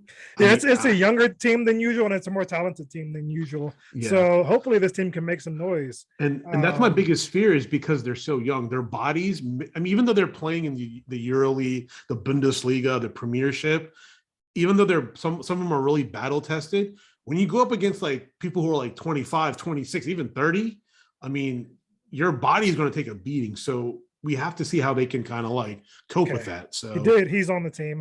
Yeah. Of course, he's a great player. I'll have to see. I've been looking for one of his Dortmund. Is that where he is? Dortmund. I think he's in Dortmund. Dortmund thing, I've been looking for one of his jerseys because Raina wants one because she can have Raina on there. So I'll definitely be able to find one of his. You can also find one from the USA team too, from the USA shop. They should have. So I'll get one of those for her. That'll be cool. But with these guys, him and Pulisic, like these, who's in goalie this score? Do you know? He's in goalie for the US. I don't know off the top of my head, but yeah, they I expect them to win the first match, whoever it's against. Then next they'll have England. You're supposed to be running down the schedule here. Yeah, I know. I was looking at the U.S. goalie, and I was like, "Who is this?" Yeah. That's right. I forgot about that. Yeah. So they're playing against England. I think they might take an L on that. I mean, like even though as much as I hate it to say that, I mean, I want the U.S. to win as much as anything. They're just battle tested, and they play, and it's not about battle tested. Is that they play in a better professional leagues than the U.S. players, some of the U.S. players. But I'm going to say it's going to come down to a last goal. Last goal will win that game. The U.S. is going to surprise a lot of people. And if the game is to do it, it's going to be on this game. Even though I'm picking England, it can swing the U.S.'s way. Yeah, and as opposed to getting myself stuck on picking individual games, I'll just say my call is they're going to go 2-1 in the group. I think they'll win 2 of the three games. I feel good about them. I'm taking it back to the I believe that we will win days. We used to chant that. Was that 2012 and we used to go to the bars and chant that? Whenever it was, that chant's going to come back because I think this team's going to do well in this group. Yeah. They'll advance past this group. Oh yeah, and then the last game is against Iran, and that's formerly Iran's actually pretty decent. It's actually pretty decent. Nah, that's a win. I'm sleeping on Iran's football team. But the thing is, we'll win. But the thing is, you can't sleep on them, right? You can't sleep on Iran because when the U.S. did play them beforehand, I think a couple of years ago, they kind of did soundly. I mean, they should outright crush them 3-1 at least. At least 3 goals they should score, even more. I'm hating, but I don't know anything about them. So no, I mean they're a decent team. I mean, to make it to the World Cup, you got to win. True. I don't know how the qualifiers, right? They're pretty. I mean, even though the U.S. didn't make it 4 years ago, but they're a decent team. So it should be an easy cakewalk for the U.S. But if they sleep on it, then it's not going to be the turnout that you think. But, So shout out to them for making it first and foremost, and we think they'll do well. Mm-hmm. Shifting gears into some NBA talk here. I want to give a quick shout out, and this wasn't on our agenda, but we were talking about it in the break. I want to give a quick shout out to Taylor Jenkins, coach of the Memphis Grizzlies. I don't know who this dude is. I don't know where he came from. Never heard of him until I heard his name earlier this season. Never heard of him before that. Wasn't sure about his name until I just looked it up. He's 37 years old. The Grizzlies are 19-2 without Ja Morant in the lineup. Name somebody else on that roster besides Ja Morant. Jack Randolph still playing? No. See, I see them enough because they play out here enough that I see them enough that I have a decent understanding of their roster. I know Dylan Brooks is a good player and Desmond Bane is a good player.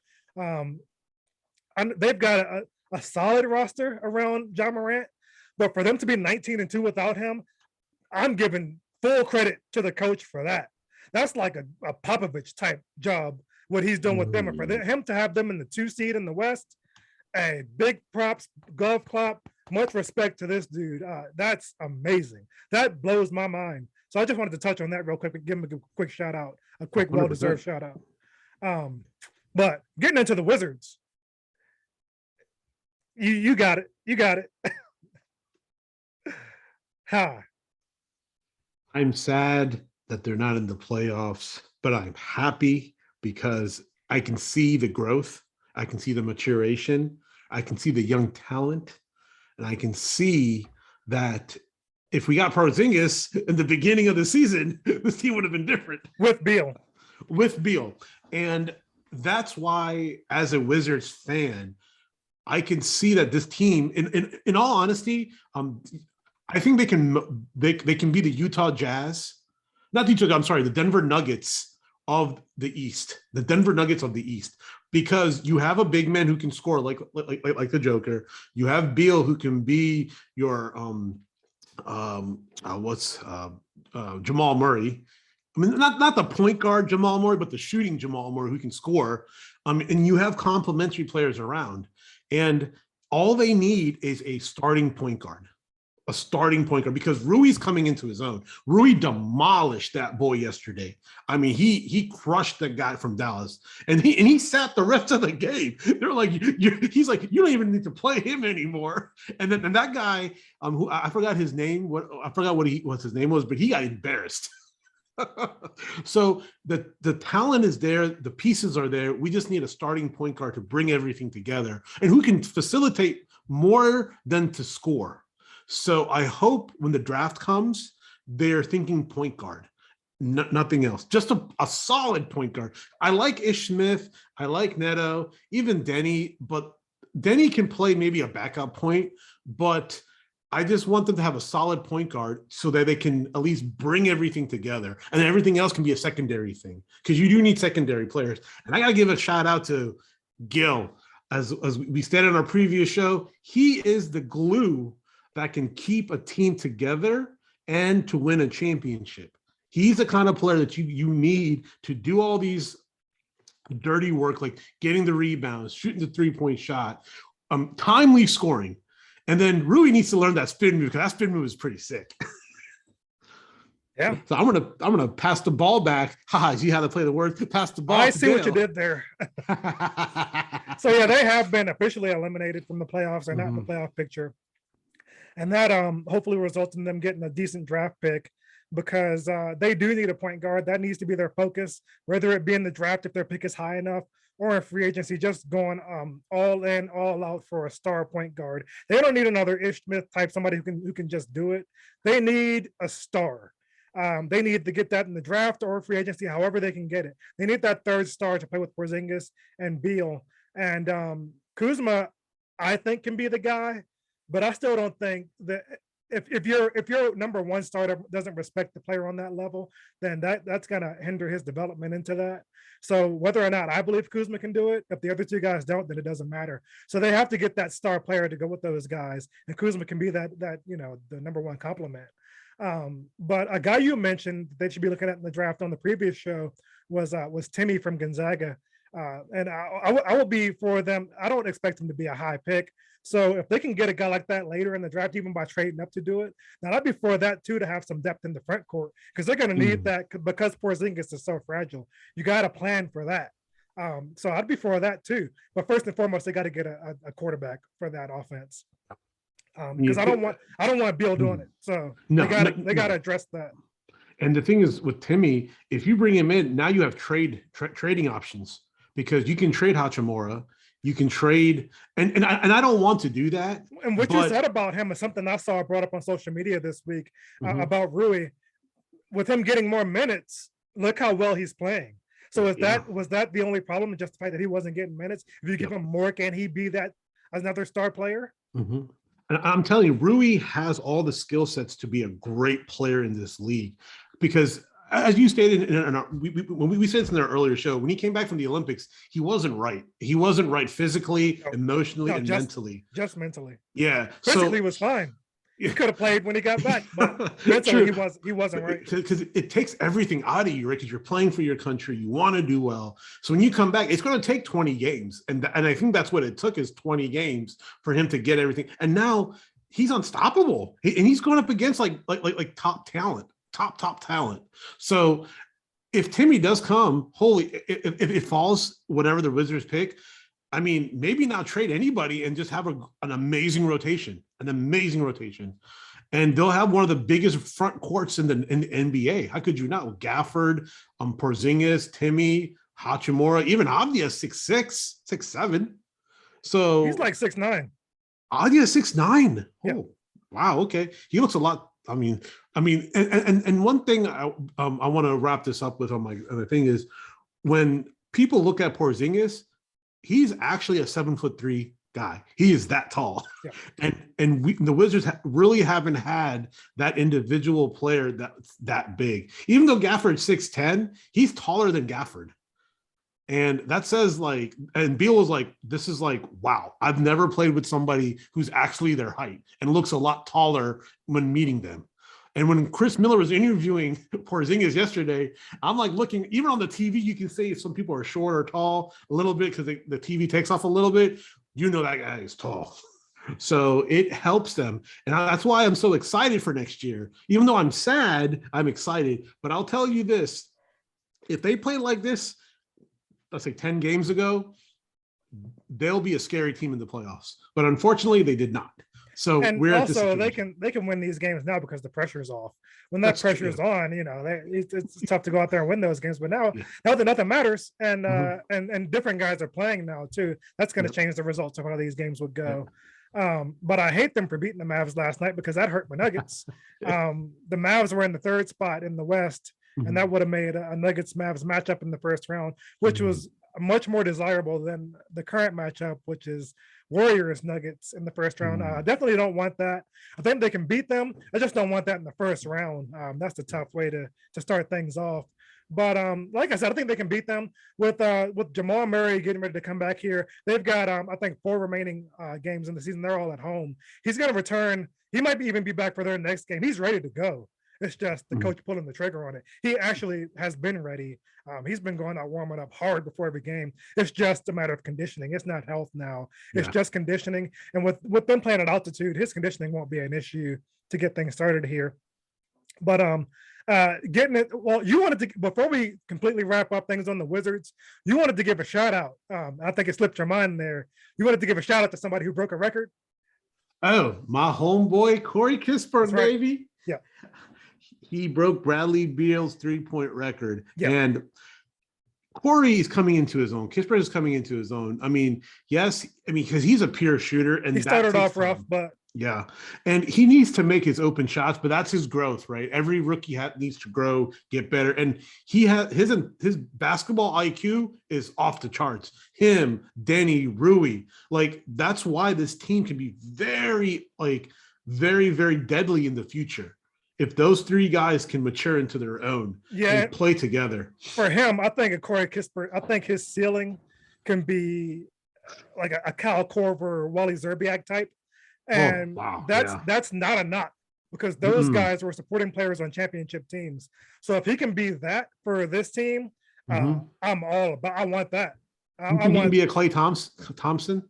No, because Klay Thompson is an elite defender. That's differentiator. Shooter, maybe he can get there as far as shooting, maybe, but on the defensive end, he can't. He won't ever be a Klay. Yeah. Klay is an elite defender. And I think that's his growth. Like his next step is to do that, and because if he can knock down an open 3-point shot like Kyle Korver or even Mike Williams back in the day, this team will be unstoppable. So congratulations, Corey. You deserve it. That record I thought would never have been broken because it was crazy. But congratulations, man, and good job on your stuff. Yeah. Keep working hard. Yes, indeed. So back to the Nuggets and the Joker and the MVP discussion. So the Sixers went out here and lost to the Pistons the other night. For me, that takes Embiid out of the MVP discussion because first of all, he's missed games this season too, and Joker has been there every game. He's sat some games for rest here and there, but he hasn't missed games due to injury. The fact that he's always there for me the differentiator. But for the Sixers to lose a game like this down the stretch to the Pistons, that I can't consider you anymore. For me, what that does is put Giannis back in the discussion. I think Giannis deserves to be in the discussion, always did, for what he's doing for that team from Milwaukee. He's the guy. He's got pieces around him in Holiday and Middleton, but without him, what is that team? Without Jokic, the Nuggets are nothing because their other 2 star players are out and have been all season. So for him to have them and solidified in the 6th seed in the West and the numbers he's put up in March, like he's run away with the MVP award. He's gonna win it. I wanted to mention DeMar DeRozan and what he's done for the Bulls. He just dropped 50 the other night. just carrying this team. And at his age, too, what he's doing without the Joker, he's in the discussion, too. He's not there because of the Joker. And another guy you brought up last show that I've been mentioning, too, is Devin Booker, who definitely should be in the discussion for MVP because they haven't missed a beat without Chris Paul. So for me, if I'm a voter, it's Jokic first and Booker second. Booker's right there. Like, yeah.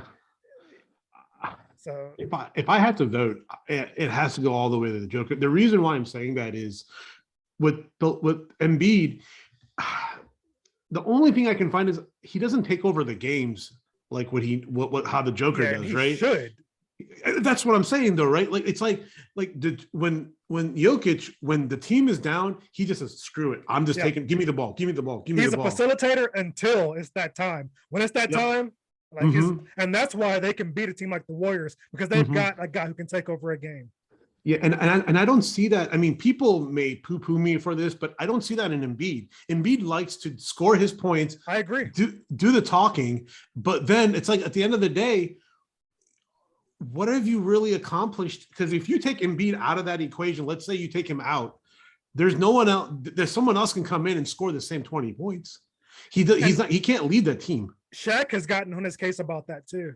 And he's gotten on Karl Anthony Towns' case about that too. These immensely talented guys. Maybe as far as talent, maybe the most talented players in the league in them too. But they don't bring it every night. And they don't dominate games the way they can.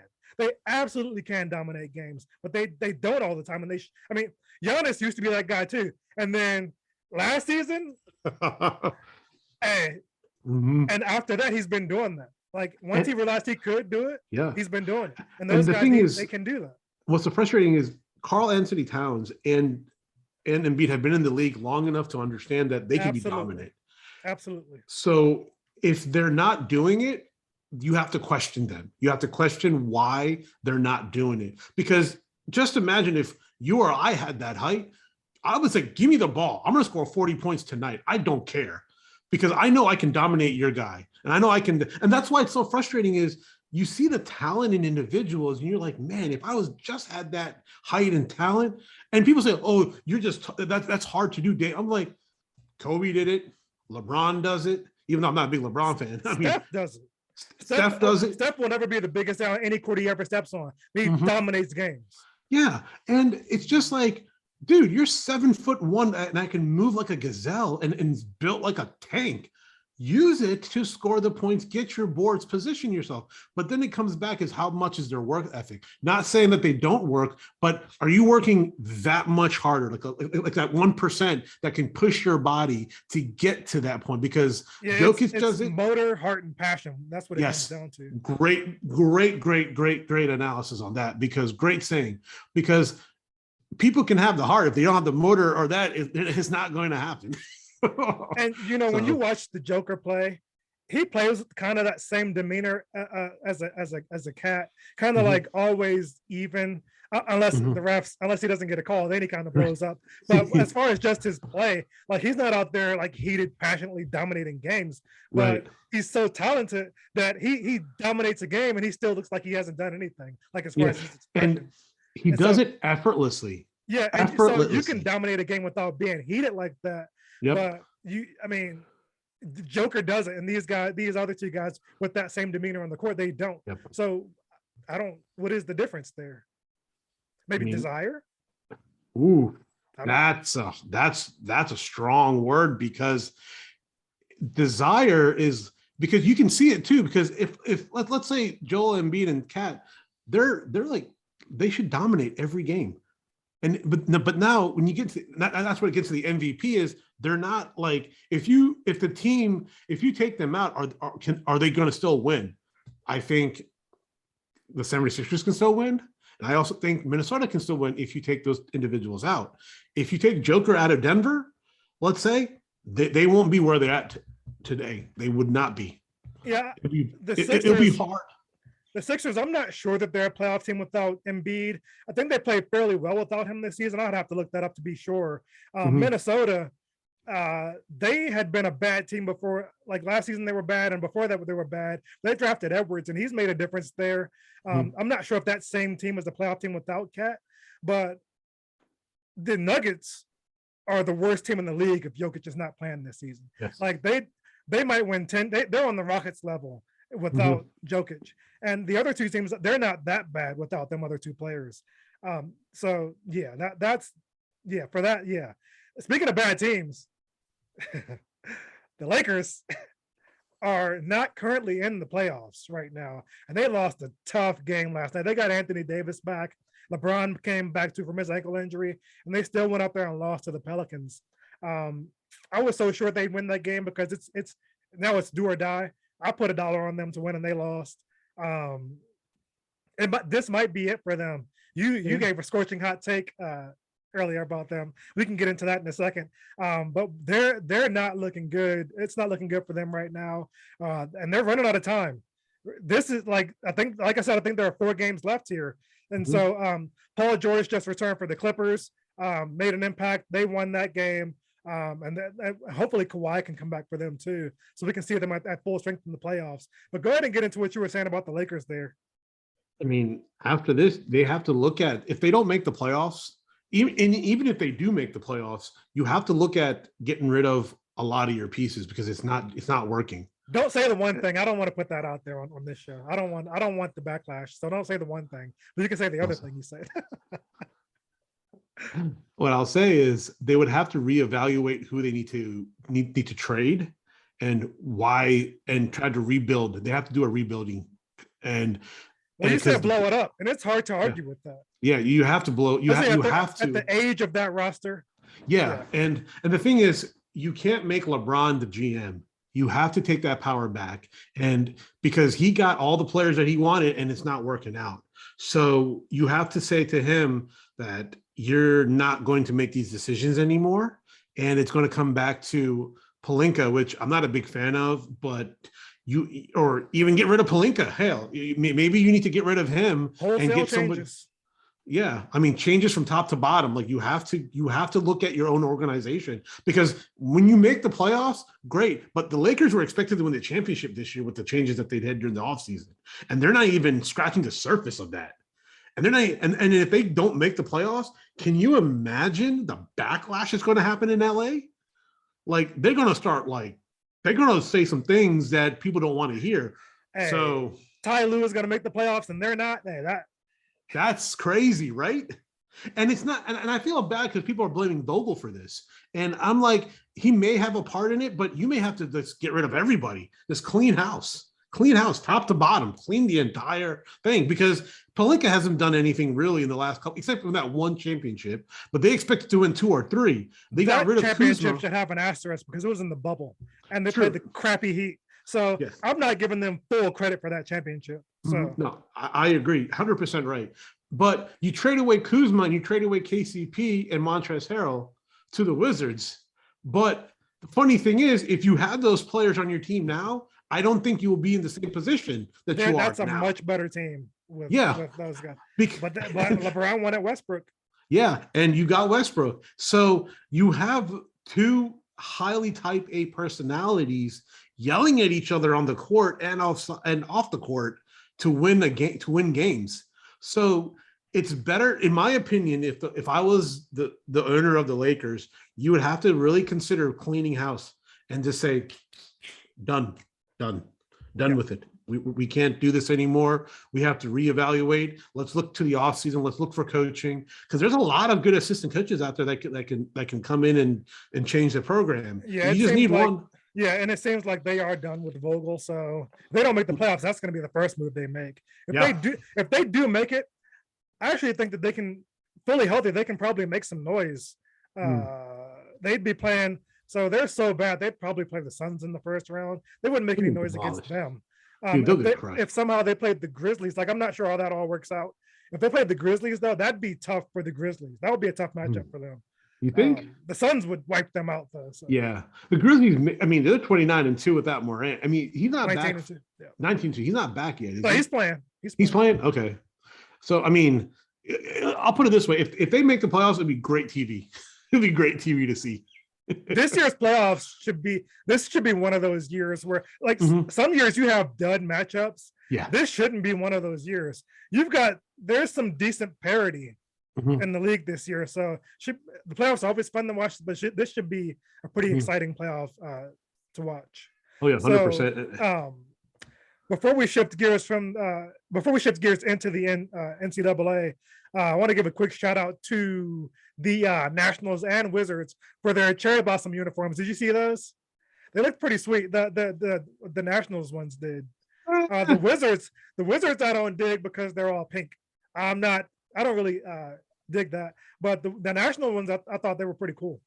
So I didn't like I like pink. It depends on what pink it is too, right? So it depends on what kind of color pink. Peach is kind of pink. I know Kuzma loves those pink uniforms. Oh, I think pink is his favorite color. So yeah, but I'll put it this way: when he stopped wearing that long, I don't know what that was called.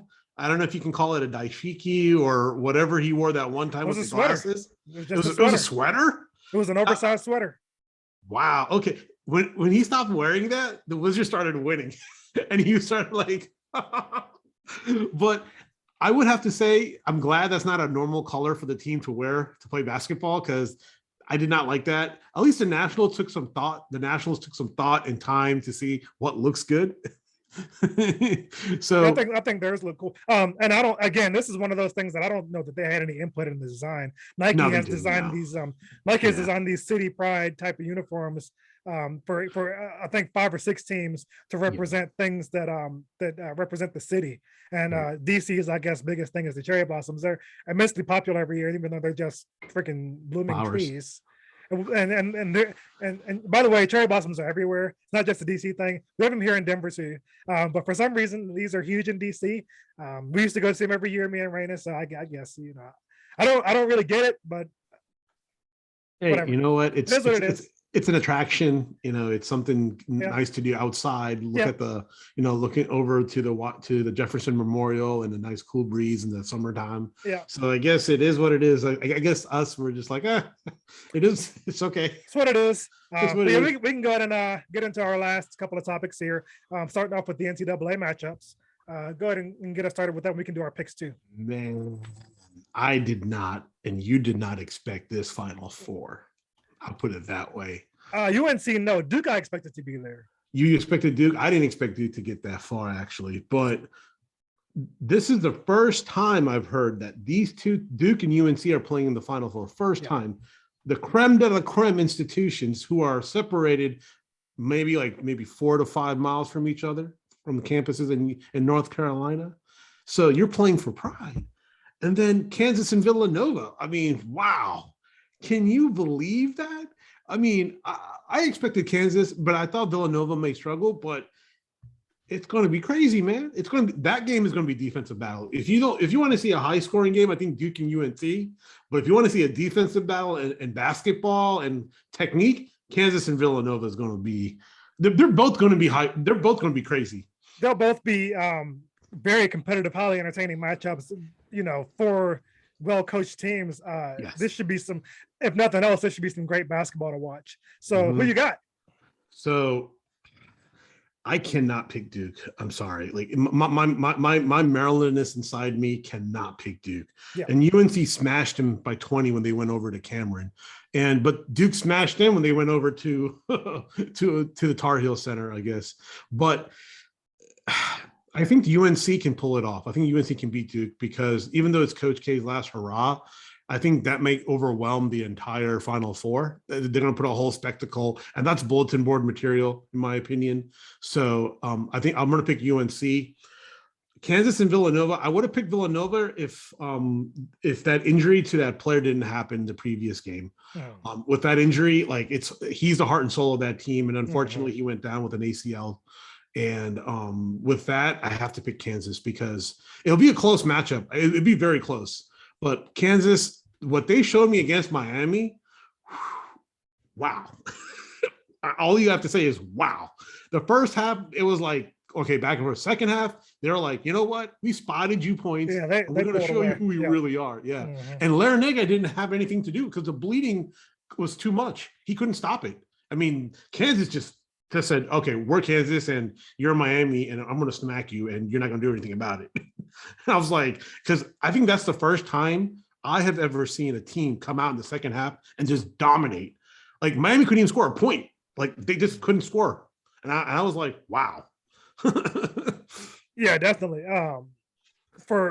So I think we're gonna have with the Kansas game. I think you picked Kansas, right? Yeah, I picked Kansas. Yeah. So for the first matchup, the Duke UNC, I'm going with Duke. And that's not just I'm not just trying to be contrarian there. I think Duke is going to get them because UNC spoiled Coach K's last game at Cameron Indoor, so this will be revenge there. I think they're going to get the revenge, and really, I don't expect it to be close at the end. It might be close in the first half, but I expect Duke to go out there and play with so much passion in the second half to get this for Coach K, and I think they're going to get it. For the next one, again, with like you said, with the injury to Villanova, that it's hard to pick them because of that. But I think I will be contrarian here and just go ahead and do it, just to be different, just to be the contrarian, just to be play devil's advocate for them. I'll go ahead and pick them to win. Maybe they'll rally around the injury and play for their guy. So I know they're well coached, Jay Wright. So I'm going to go ahead and pick them. So I mean, they're the best free throw shooting team in the nation. So at the end of the day, if they get to the line, you know you're going to score that's 2 points. Yeah. Kansas is a very well-rounded team, but if they come in to that game lackluster, Villanova will smash them because Villanova is a controlled basketball. They don't run you up and down the court. They control the clock. They do a lot of things. But Kansas is an up and down team. But they can also play small. They can also play slow ball. But that's not their style. Mm-hmm. So it's going to be a great defense. I mean, great defensive matchup. Great defense. And then the championship game will be before our next show, I believe. So let's go ahead and give our picks on who we think is going to win it all. So I'm going to say Kansas. Kansas is too much. I mean, if I'll put it this way, if Duke goes, it'll be a game, but if UNC, it'd be a smash. It'll just be a smash. And I'm going to stick with Duke there. I think they're going to win it off of Coach K, and then he's going to go out on top. So, blasphemy, but it's okay. So let's go ahead and shift gears into our final major topic here with the NHL. There, you can go ahead and kick that off too. Man, like I'll put it this way. A healthy Caps team is a hard Caps team. They're getting healthy at the right time. And yes, they lost to I forgot who they lost. They lost to the Canes. 6-1. Yeah, you're 6-1. Yeah. But I tweeted out saying that when you play back to games, it's hard to win. It's difficult because you will get fatigued at a certain point, and it showed. It definitely showed. Mistakes were happening, mental lapses were happening, and the Canes we beat the Canes 3 times this year. So giving them 1 is not hard. So, but they're saying that this may be the playoff match between them and the Caps, and I think the Caps will win it. So, and that wouldn't be great if that's the matchup. I don't want that, but the Caps are pretty much locked into the 4th spot in the Metro. Yeah. I don't think they can advance up any further with the way the points are looking right now. And they've got speaking of playoffs, they've got a rough stretch coming up over these next 6 games. They've got the Minnesota Wild coming up tomorrow. That's going to be a tough game. And then you've got a team who's always good coming into town with the Lightning. And then the rivalry matchup after that with the Penguins. After that, you've got Boston and Philly and then Toronto. So this is like hard. This is a scenario where you're not surprised if they lose 50% plus of those games. They could easily go 3-3 in that stretch. But then after that, they've got the Maple Leafs. So if they get off track there, they'll get back. I mean, not the Maple Leafs, the Canadiens. And they freaking stink. So if they get off track there, they'll get back on track with against Montreal. Yeah. And then after that, they head out here. And they'll be playing the Avalanche, and we're going to that game. We've already bought our tickets and all that. Nice. So we'll make a sign for Obi, and hopefully he'll get a puck or something. Nice. Yeah, so we'll be out there for that one on the 18th. But that'll be a tough game too, because the Avs are the best team in the NHL, and they're they're contender for the President's Trophy. They've got the best record in the league right now. So that'll be a tough matchup, and especially out here at altitude too. Yeah, and with you want to touch on the injury? Yeah, they had a scare with their best player, Nathan McKinnon. He had a hand injury in a fight he pummeled a guy for going after Mikko Rantanen. You don't go, and Mikko Rantanen's one of the Avs star players. A guy went after him, and McKinnon was not having that, even though he's a star player too. He went out there and got in the dust up and pummeled this dude and hurt his hand. There was speculation that he might be out for the year. And he actually played. He came back the other night and he had 2 shots on goal in the game. Again, playing well. Want to shout out their number 1 goalie, Darcy Kemper. He's having a great season. He's the reason why they are where they are. And then their backup goalie, Pavel Francouz, had a good game the other night in the game they won. He stepped in there and they won that game. Shout out to Andre Burakovsky, former Capital, who scored in the game. Mikko Rantanen scored. Darren Helm scored and Alex Newhook scored. They all scored. So shout out to all those guys and Avs overall playing well. Got any other NHL stuff you want to touch on there? Man, I mean, that's pretty much it. Yeah. So quick shout out to Max Verstappen, who won the Saudi Grand Prix last week. He got over my guy Lewis Hamilton. Mercedes, they had a poor qualifying. I think he finished last in qualifying, so he started at the back of the pack. Rough go there. I mentioned some F1 because I know we got some. I know AWOD is a big F1 guy. I like Lewis Hamilton, so I'll check it out here and there. I expect Lewis Hamilton and Mercedes to bounce back here. And I actually expect them to win it this season. I know Verstappen won it last season. They kind of cheated in that last race there, and that's why the dude got fired. But anyway, so yeah. So you got anything else you want to touch on, or we can anything like at all? Anything? No, going we on can wrap it up, brother. What are y'all doing this weekend? Nothing really, man. Just I gotta get some stuff done for work. It's just been really I've been really quiet for the last week and a half. I've just been I found I was like, oh man, I hope whatever I had to do, I was like, do I have to redo this? Luckily I didn't, so I had to do all these other things, and it just took a lot out of me. I've been working pretty kind of crazy. So that's why I've been really quiet over the last couple of days. And I was doing a lot of research on other things. And I was like, all right, I gotta get things done. I gotta get prep stuff up before this is thing. So I'm kind of, maybe we're just going to relax today and kind of catch something on Disney Plus or something. Nice. Do you have Apple TV? I do. Have you watched the morning show? Artie did, but I wasn't very into it.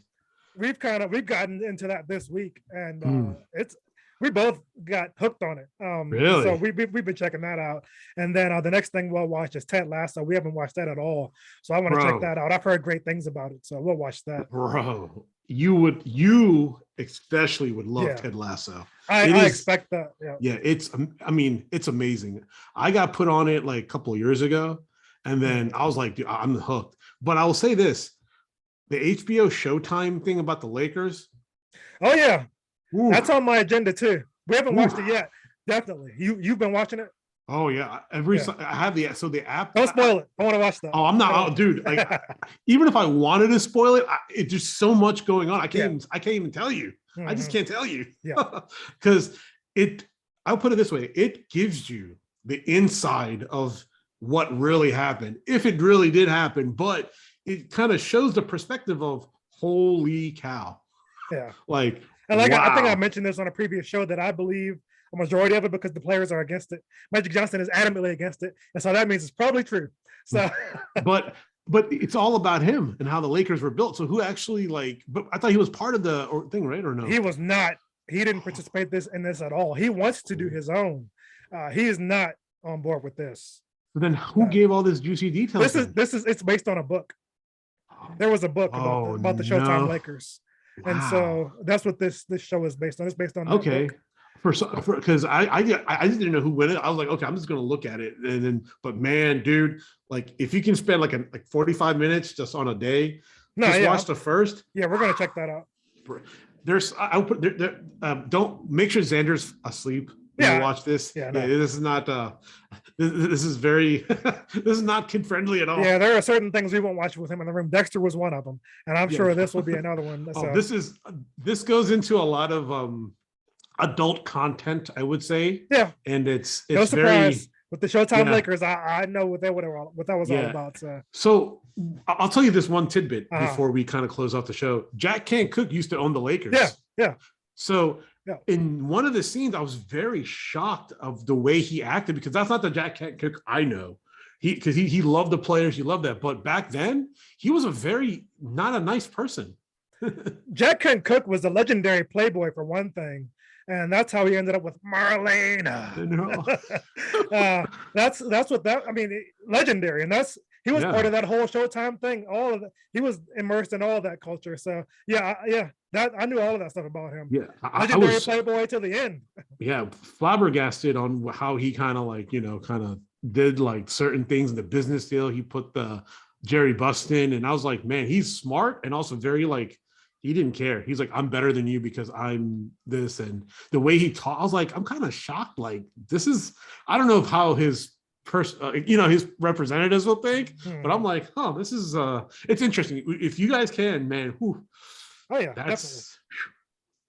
So that is all we have for this week. Like we always say, support us and we'll support you. I've gotten in touch with a couple of podcasts here and there, and a couple of them subscribe to the show, and then once I subscribe, they unsubscribe to us. I know how that dirty trick works, and I'm not even going to pull the same in return because I'm not going to be that guy. If I tell you I'm going to subscribe to you, I'm going to do it. I'm going to stick with it. So just trust us at our word. If you follow us, we'll follow you. I even listen to podcasts here and there, so I don't care if you listen to us or not. Just if you subscribe and help spread the word, I will listen to you and I will support. We're going to do that, and we've got a production meeting after the show to talk about ways to change and grow the show. So any ideas, any input, any feedback you want to throw at us, we're just looking to grow. And like I said, we'll help you grow. Support us, we'll support you. Like, subscribe. Harish, you got any last words for us? Brother, peace and love. That's all we have. That's all we do. Peace and love. Like, subscribe, support, follow. Thank you very much for the Talking Hats. We're out for this week. See you next week. Peace out.